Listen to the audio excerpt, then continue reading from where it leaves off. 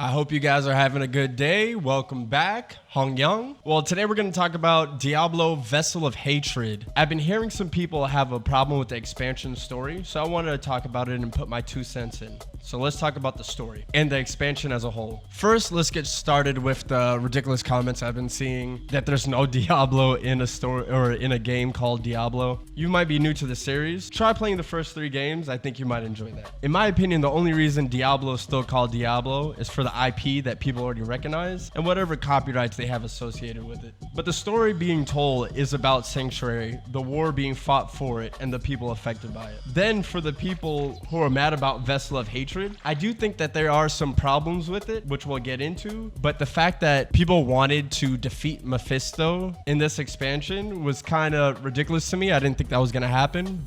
First off, the title of the expansion is Vessel of Hatred, not Mephisto's Return or your final fight with Mephisto. The fact that some people thought that blows my mind. If they did put it in the expansion, it would have definitely felt forced because they already forced in the Burnt Knights and their story, and I'll get into that later and why it felt forced to me. Another layer on top of that, actually having your full fight with Mephisto would have been way too much. As the title pertains to, the Vessel of Hatred was focusing on the vessel being Nerel, but I do have a theory on that, and we'll discuss that probably at the end just to cap off my thoughts. The whole story was about Nerel and her struggle, and I'm not too worried about spoilers because it's been out for so long already. Even all the marketing for the game was focused on Nerel and her fighting off the influence of Mephisto. So I don't feel slighted in the way most people do, but the problems I do have with the story are completely different, and we'll get into that. Let's just get everyone on the same page. All right, so to get everyone on the same page, I'm gonna do a quick synopsis of the story. It's already been a month since the expansion's been out. You should have played it or been caught up, or you should be spoiled already, right? So this is your spoiler warning right here. Here we go. We're introduced to the Burnt Knights governing the people. Then we get word that Nerel passed through the town heading to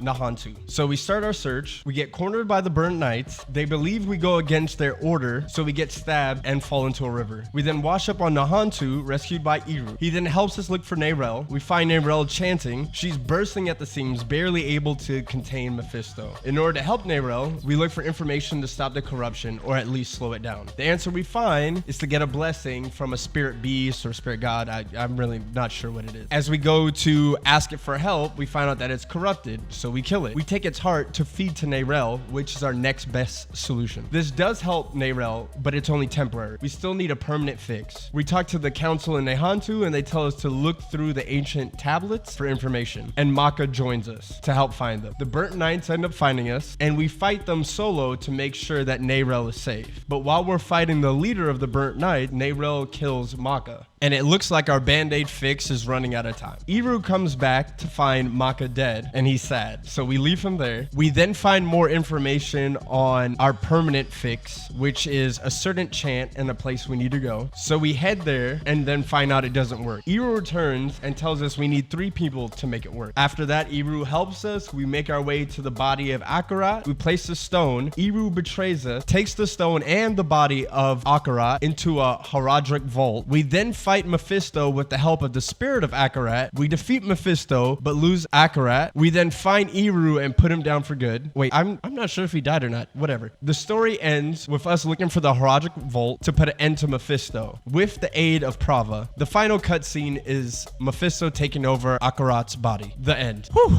Now that's done. I don't like giving criticisms without solutions. So I'm going to discuss what I would have cut from the story and what I would have expanded for the story to make it a fuller experience. So we're going to start with the Burnt Knights. I did have some problems with the Burnt Knights and Prava being in there. I understand that they wanted to show the results of Anarius's choices and what it done to the people, but having them in here felt shoehorned where their story wasn't fleshed out, and it feels like it was kind of just thrown aside. The only thing they do is they quote unquote, I'm using air quotes, you can't see them unfortunately, chase you at the beginning. They stab you, which my solution for if you were to cut them out of the beginning, you could gotta find Narelle by the boat, which when you're looking over the cliff, you see the boat from the trailer. You gotta found her and had her like erupt with the corruption. The same way she killed Maka, she could have stabbed you and let you fall into the ocean and then ran off and disappeared, which would add to her guilt already, making it more significant where you find her chanting and she looks out and puts her hands out to you. Her seeing that you're like, oh, you're still alive, like I didn't kill you, would have meant so much more in that moment. But we had the burnt knights in there who stab you and throw you off the cliff. The next thing they do where you kill the leader of the burnt knights, and he talks about how he was shafted by Anarius, which is such a great storyline, and I completely understand. Like, I felt bad for him. There was no meat to it. Like, the bones were there, but there was no meat to really get into, and then he dies, and then it's like the burnt knights are left without a leader. This man was over here trying to provide order for the people who were left without a leader, the knights and the civilians. To me, it was such an interesting story to tell. The soldiers of Anarius who followed them into hell, but lose due to Anarius's selfish goals and desires, are left stranded, but by the grace of God or whatever entity, they make it back. But they're not the same men who went to hell. They're now broken and torn, not just physically, but also mentally. I think that's such a great story, and it definitely needed its own expansion, just fleshing out the world without Anarius. With the armies of hell growing stronger and no one on their side, people are feeling hopeless.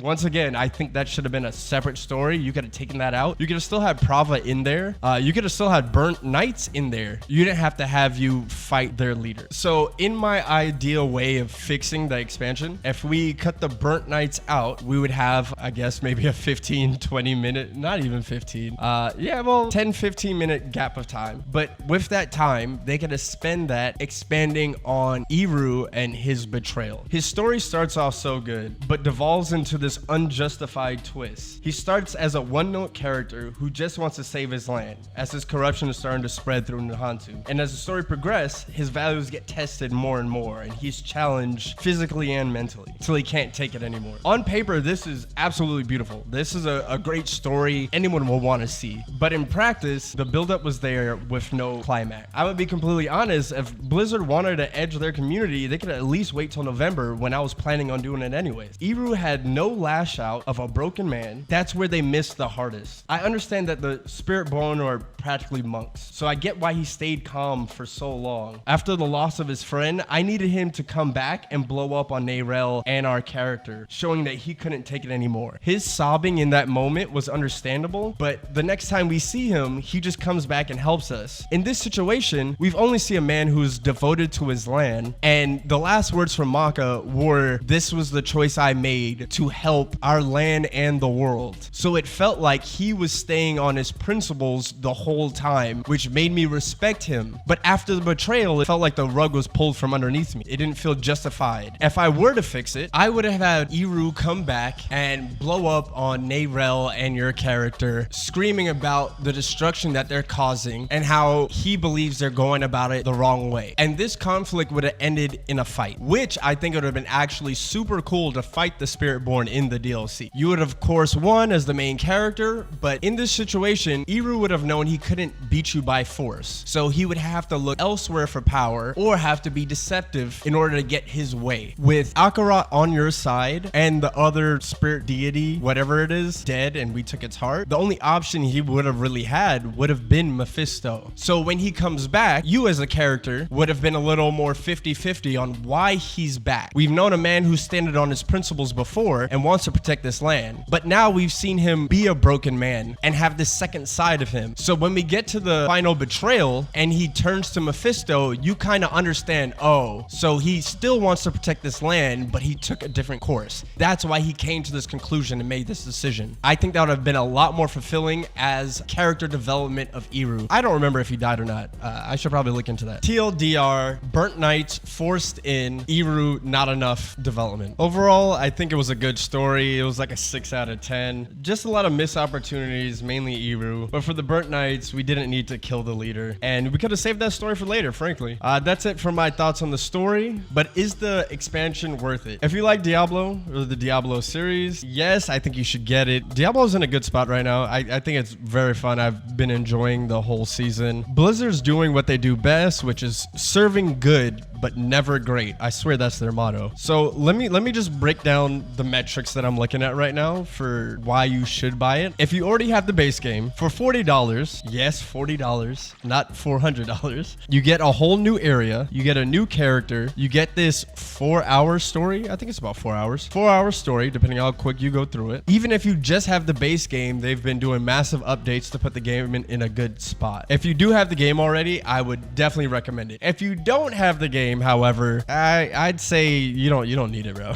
You're good. You don't need it. So before I end the video, I'm gonna share with you guys my theory. At the beginning of the video, I was discussing the title of the expansion, Vessel of Hatred, and I always thought that was pertaining to Neyrelle. But after that final cutscene, I think that was in reference to Akarat, as we see Mephisto take over his body. They explained during the expansion that his body has been sitting in this ethereal world, absorbing all of its magical energy from the spirit realm and gathering in power. Now Mephisto has access to this body that's full of spiritual energy. He's gonna come back almost at 100%. So I think the true meaning of the Vessel of Hatred was pertaining to Akarat's body being that vessel. But all right, you guys enjoy your day. Be safe. Thank you for watching.